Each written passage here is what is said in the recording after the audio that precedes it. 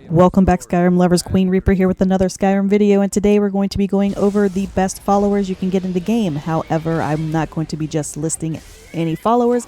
I will be going over the top 3 followers you can get for each class.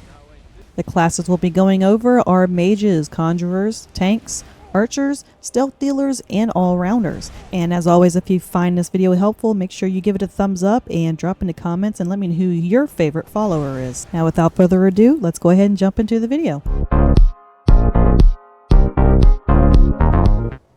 The first class we're going to start off with are the mages, and we're going to take a trip to the College of Winterhold for our first one. And this is a fan favorite and is none other than J'zargo.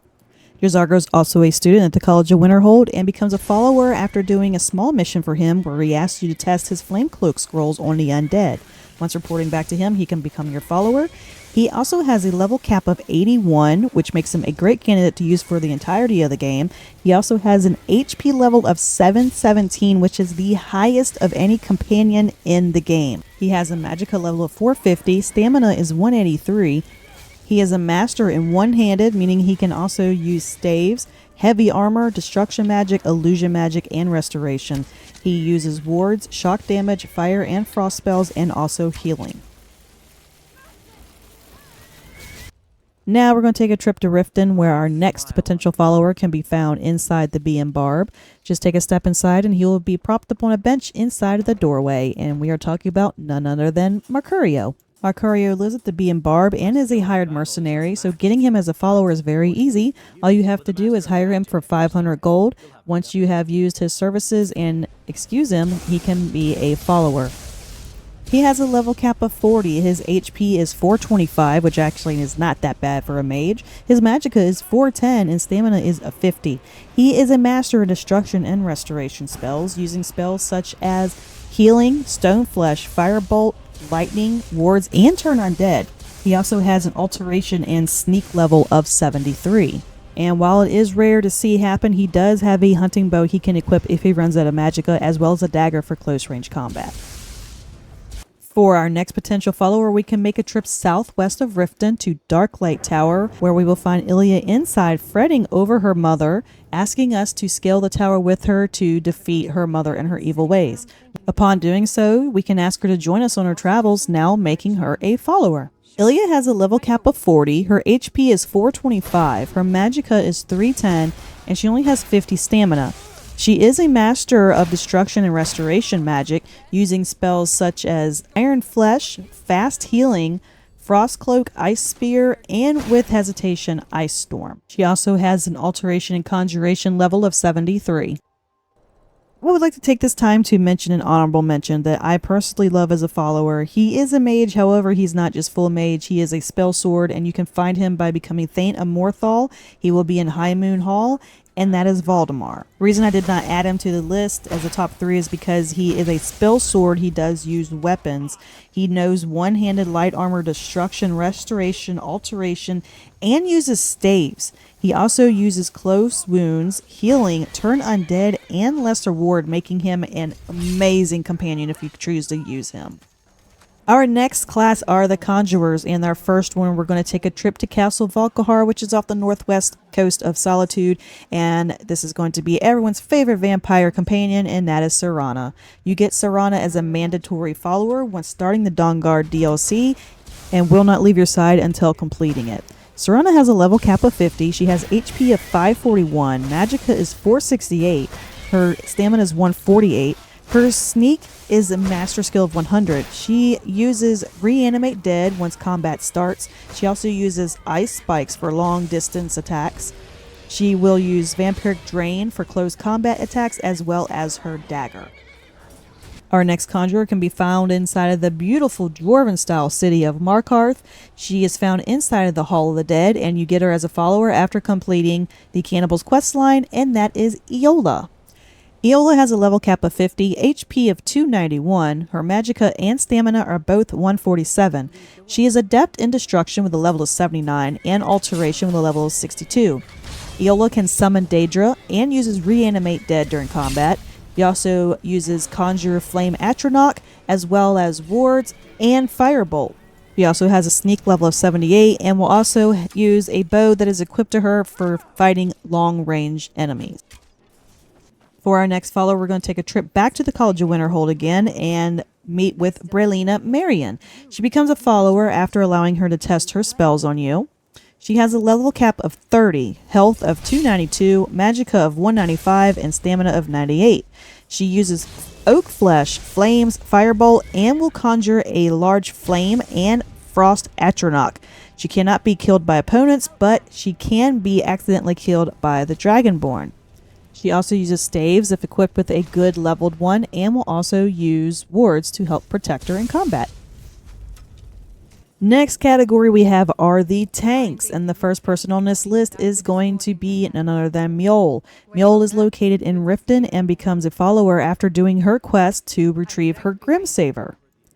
Mjol has a level cap of 40, her HP is 580, her magicka is 50, and her stamina is 180. She has mastered the skills of heavy armor and two-handed. Her archery is 73, and while her block is also 75, her one-handed is only 49, so it would not be advisable to give her a shield and sword combo, but give her some good Daedric armor or other heavy armor. You can run her for the entirety of the game.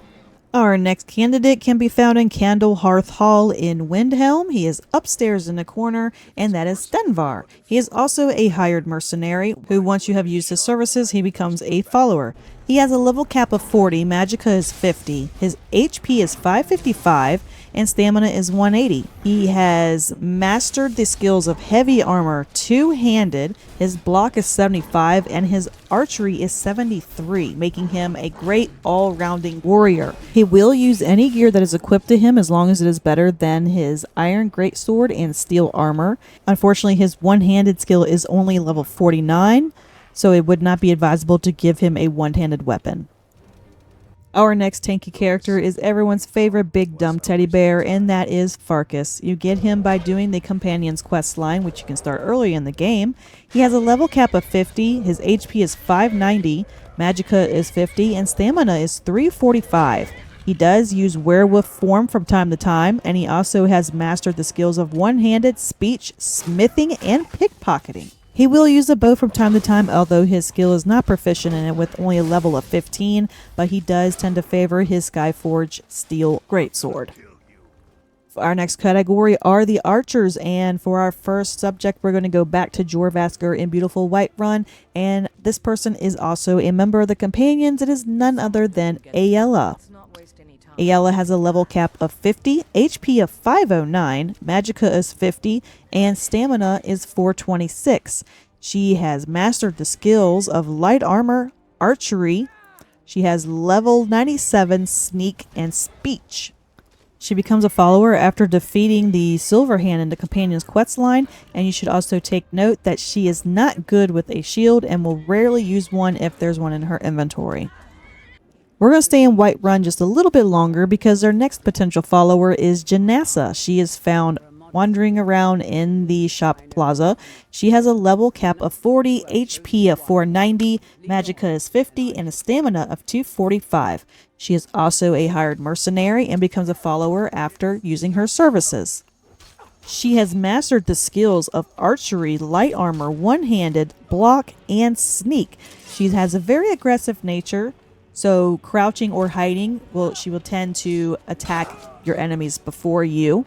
However, she does favor her bow for long and short range enemies.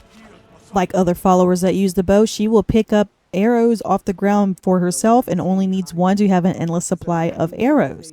She will also use staffs and can oftentimes dual wield them. It should also be noted that because of her aggressive nature, that even if in the middle of a battle, upon sheathing your weapon will not cause her to stop attacking. She will continue to attack until the enemy is dead. Our next follower is one of everyone's favorites and one of the easiest to get early on in the game, and that is, of course, Lydia. Lydia is found once become Thane of Whiterun. She has a level cap of 50. Her HP is 671. Her magicka is 50, and she has a stamina of 214. She has mastered the skills of heavy armor, block, one-handed, and archery. Lydia actually has the exact same skill levels as Jordis the Sword Maiden. The reason I chose Lydia was because Lydia actually came with an infinite supply of arrows where Jordis does not. Lydia will also wear jewelry when equipped to her. She will use scrolls, staves, potions, and foods. Making sure to equip Lydia with a good set of heavy armor can help prolong her life. Next up, we have the Sneak Specialist, and the first one on this list is everyone's favorite jester, Cicero. You get him as a follower by completing the Dark Brotherhood questline, and if you can tolerate his random jigs and outlandish outbursts, he is actually a very good follower. His level cap is 50. He has an HP of 558, his magicka is 132, and he has a stamina of 295. He has mastered the skills of sneak one-handed, and his light armor and archery is also 97. Even though his light armor is proficient, his jester wear provides no armor, so he will wear any good light armor that you provide with him. Our next sneak specialist, we're actually going to go back to Ayala because, contrary to popular belief, she is actually classified as a thief because of her mastered skills of light armor and sneak. We are also going to go back to Janessa since she has also mastered the skill in sneak. However, keep in mind her aggressive nature. She will tend to attack enemies before you do. I should also mention that Serana also has a level of 100 in sneak, so if you're looking for somebody that's not as aggressive, then Serana should be a way to go for you as well. Rounding out the categories are the Allrounders, and our first follower on this list is Argus. He can be found in Vlindrel Hall in Markarth, and he becomes a follower once you become Thane of Markarth. Argus has a level cap of 50, his HP is 671, his magicka is 50, and stamina is 214.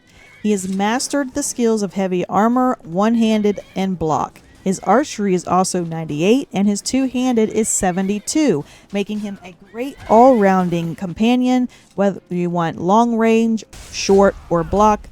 He is definitely a great companion with high HP. For our next all-rounder, we're going back to Lydia, and the reason I chose her is because she is proficient in heavy armor, archery, one-handed, blocking, and will wear jewelry when equipped to her. Also uses scrolls, staves, potions, and food, and will equip any weapon and gear that you give to her that is higher than what she's already wearing. We're down to the last follower on this list, and this person can be found on Solstheim in the ashy city of Ravenrock. You can find them inside of the Retching Nest Inn, sitting in the back on a bench, and we are talking about none other than Teldrin Cero. Teldrin is also a for-hire mercenary who becomes a follower after using his services. Teldrin has a level cap of 60. He has an HP of 616. His magicka is 322 and a stamina of 247. He is adept in one-handed, light armor, and destruction. He also uses Conjuration to summon Flame Atronachs when battle begins before switching to his destruction spells. Teldrin is equipped with full chitin armor by default, and unlike most followers, will prefer to wear his helmet even if equipped with a helm that is a higher rating than what he is already wearing. He will also use wards in close range combat, and will also favor his elven sword and dagger. Teldrin is capable of dual casting spells and will use fast healing if his health begins to get low. Alrighty guys, that's going to be it for the video. If this was helpful, make sure you drop a thumbs up and let me know. Be sure to subscribe for future videos and drop in the comments and let me know who your favorite follower is. You can catch my live Skyrim streams on Twitch at Queen Ripper Gaming. And as always guys, thanks for watching and safe travels throughout your adventures in Skyrim.